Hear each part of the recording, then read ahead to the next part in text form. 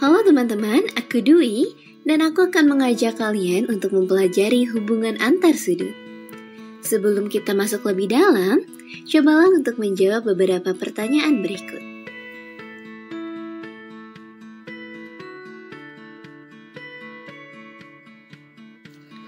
Apakah teman-teman bisa menjawabnya?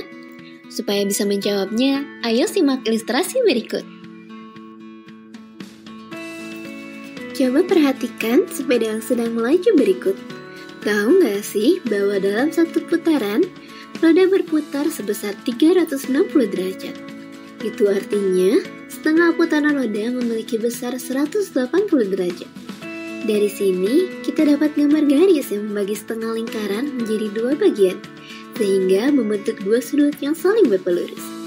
Nah, dari sini dapat terlihat bahwa dua sudut yang saling berpelurus jika dijumlahkan akan menghasilkan sudut sebesar 180 derajat. Wah, seru banget kan? Ini merupakan salah satu contoh hubungan antar sudut, yaitu sudut saling berpelurus atau bersuplemen. Nah, masih banyak lagi nih hubungan antar sudut yang akan kita bahas. Ayo kita gali lebih dalam mengenai hubungan antar sudut ini. Supaya lebih mudah dipahami, kita kelompokkan dong menjadi 3 kelompok materi. Yang pertama, sudut berpelurus dan sudut penyiku. Yang kedua, pasangan sudut yang saling bertolak belakang. Dan yang ketiga, hubungan sudut-sudut pada dua garis sejajar. Mari kita mulai dari sudut berpelurus dan sudut penyiku. Masih ingatkah kamu bahwa dua sudut yang saling berpelurus memiliki jumlah sudut sebesar 180 derajat? Itu artinya, ketika kita menjumlahkan sudut 1 dan 2 yang ada pada gambar berikut, maka besar sudut A ditambah besar sudut B adalah 180 derajat. Besar sudut A adalah 180 derajat dikurangi besar sudut B.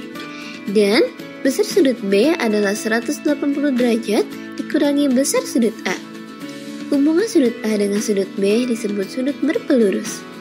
Supaya lebih paham, yuk kita coba latihan soalnya. Perhatikan gambar berikut.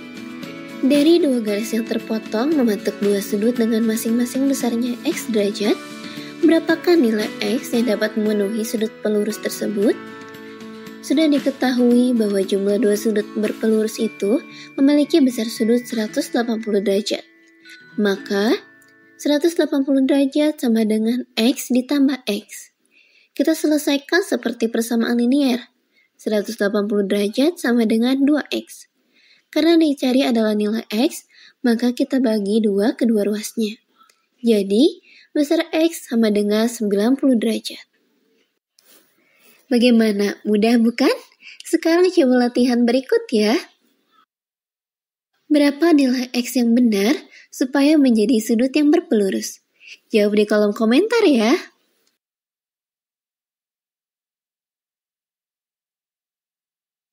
Coba perhatikan gambar berikut. Mari kita buat garis yang membentuk siku-siku yang berarti memiliki sudut 90 derajat. Lalu kita tambahkan garis yang membagi sudut siku-siku tersebut menjadi dua bagian. Dapat kita lihat bahwa jika sudut C dan sudut D dijumlahkan, maka akan menghasilkan sudut sebesar 90 derajat. Atau dapat kita tuliskan besar sudut C ditambah besar sudut D adalah 90 derajat. Besar sudut C adalah 90 derajat dikurangi besar sudut D. Dan besar sudut D adalah 90 derajat dikurangi besar sudut C. Hubungan antara sudut C dan sudut D disebut sudut penyiku. Selanjutnya kita coba latihannya yuk. Perhatikan gambar berikut. Dari dua garis yang membentuk sudut siku-siku, dipotong oleh satu garis sehingga terbentuk sudut sebesar 2X derajat dan X derajat. Berapakah nilai X yang dapat memenuhi sudut penyiku tersebut? Sudah diketahui bahwa jumlah dua sudut penyiku itu memiliki besar 90 derajat. Maka, 90 derajat sama dengan 2X derajat ditambah X derajat. Kita selesaikan seperti persamaan linier. 90 derajat sama dengan 3X derajat. Karena yang dicari adalah nilai X, maka kita bagi kedua ruas dengan 3. Jadi, besar X adalah 30 derajat. Bagaimana, mudah bukan? Untuk lebih memahaminya, mari coba soal berikut ini. Dapatkah kalian menjawab berapa nilai X-nya? Jawab di kolom komentar ya.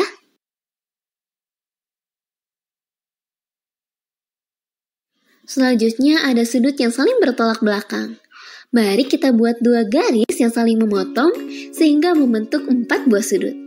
Kita misalkan sudut-sudut tersebut dengan sudut A, sudut B, sudut C, dan sudut D. Dapatkah kalian menebak bagaimana hubungan dari keempat sudut yang dibentuk tersebut? Pasangan sudut A dan sudut C, juga pasangan sudut B dan sudut D merupakan sudut-sudut bertolak belakang. Dari mana asalnya? Pada gambar tersebut, sudut A dan sudut B, juga sudut B dan sudut C adalah pasangan sudut berpelurus. Sehingga berlaku, besar sudut A ditambah besar sudut B adalah 180 derajat. Besar sudut B ditambah besar sudut C adalah 180 derajat. Dari 1 dan 2 berlaku persamaan linear, maka besar sudut A ditambah besar sudut B adalah besar sudut B ditambah besar sudut C. Kita selesaikan persamaan linear ini dengan kedua ruas dikurangi besar sudut B. Jadi hasilnya, besar sudut A sama dengan besar sudut C. Ini juga berlaku besar sudut B sama dengan besar sudut D dengan cara yang sama. Kesimpulannya, besar sudut A dengan besar sudut C dan besar sudut B dengan besar sudut D itu sama besar. Disebutlah sudut bertolak belakang. Bagaimana? Sudah paham mengenai sudut bertolak belakang? Supaya lebih paham, yuk kita selesaikan contoh soal berikut.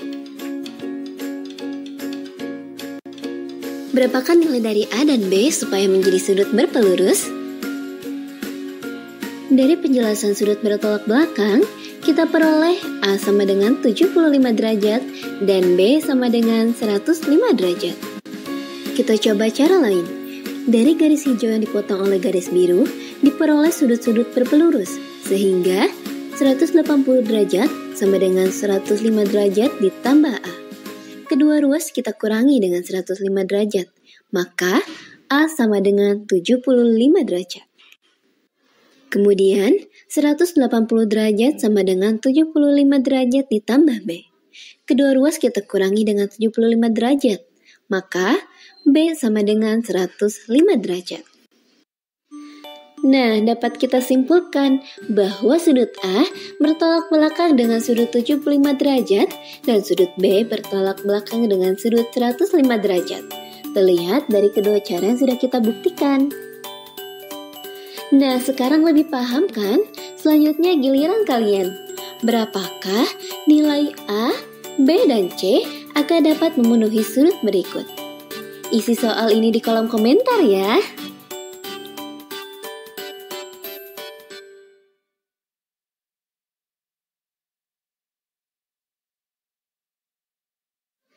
Kita sudah mempelajari sudut pelurus, sudut penyiku, dan sudut bertolak belakang.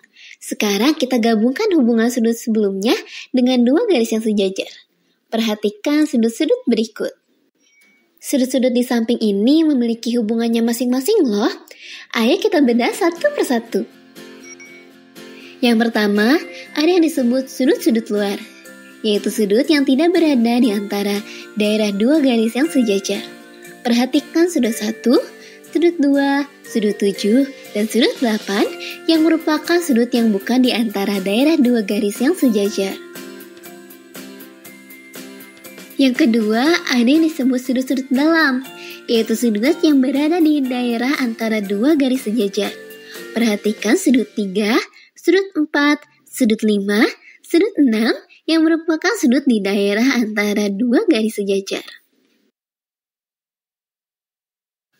Sudut-sudut dalam berseberangan ialah sudut 3 dan sudut 5. Terletak berseberangan yang dibatasi garis M dan berada di bagian dalam antara garis K dan L. Sudut-sudut seperti sudut 3 dan sudut 5 disebut sudut-sudut dalam berseberangan. Sudut dalam berseberangan yang lain adalah sudut 4 dan sudut 6. Hubungan antara pasangan sudut dalam berseberangan ini memiliki besar sudut yang sama besar. Selain sudut dalam berseberangan, ada juga sudut luar berseberangan nih. Sudut 1 dan sudut 7 terletak berseberangan yang dibatasi garis M dan berada di bagian luar garis K dan L. Sudut-sudut seperti sudut 1 dan sudut 7 disebut sudut-sudut luar berseberangan. Sudut luar berseberangan yang lain adalah sudut 2 dan sudut 8. Hubungan antara pasangan sudut luar berseberangan ini memiliki besar sudut yang sama besar. Sudut 3 dan sudut 6 terletak pada pihak yang sama, yaitu bagian kanan garis M dan berada di bagian dalam antara garis K dan L. Sudut-sudut seperti sudut 3 dan sudut 6 disebut sudut-sudut dalam sepihak. Sudut dalam sepihak yang lain adalah sudut 4 dan sudut 5 karena terletak pada pihak yang sama. Hubungan sudut antara pasangan sudut dalam sepihak ini jika dijumlahkan akan menghasilkan sudut sebesar 180 derajat. Sudut 2 dan sudut 7 terletak pada pihak yang sama, yaitu bagian kanan garis M dan berada di bagian luar garis K dan L. Sudut-sudut seperti sudut 2 dan sudut 7 disebut sudut-sudut luar sepihak. Sudut luar sepihak yang lain adalah sudut 1 dan sudut 8 karena terletak pada pihak yang sama. Hubungan antara pasangan sudut luar sepihak ini jika dijumlahkan akan menghasilkan sudut sebesar 180 derajat. Coba perhatikan sudut 4 dan sudut 8. Sudut-sudut tersebut menghadap ke arah yang sama kan? Yaitu menghadap ke arah kiri bawah. Sudut seperti sudut 4 dan sudut 8 disebut sudut-sudut sehadap. Adapun pasangan sudut-sudut sehadap yang lain adalah sudut 1 dan sudut 5, sudut 2 dan sudut 6, dan sudut 3 dan sudut 7. Sudut-sudut sehadap ini memiliki besar sudut yang sama. Bagaimana? Apakah teman-teman sudah memahaminya? Ayo perhatikan contoh berikut agar teman-teman bisa lebih paham. Diketahui bahwa sudut X adalah 100 derajat karena merupakan sudut luar berseberangan. Kemudian, sudut X ditambah sudut Y adalah 180 derajat karena merupakan sudut berpelurus. Karena sudut X dan sudut Y berpelurus, maka X ditambah Y adalah 180 derajat. Substitusikan nilai X sama dengan 100 derajat pada persamaan X ditambah Y adalah 180 derajat, sehingga 100 ditambah Y adalah 180 derajat. Kemudian, kurangi kedua belah ruas dengan 100 derajat, sehingga didapat nilai Y adalah 80 derajat. Sekarang, kalian yang coba isi ya. Isi soal ini di kolom komentar ya. Itu dia penjelasan mengenai hubungan antar sudut. Banyak loh manfaat dari hubungan antar sudut ini.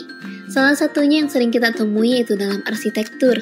Seperti bagaimana supaya rumah jadi kokoh, penempatan jendela, penempatan pintu, dan pencahayaan supaya bisa menambah keindahan pandangan.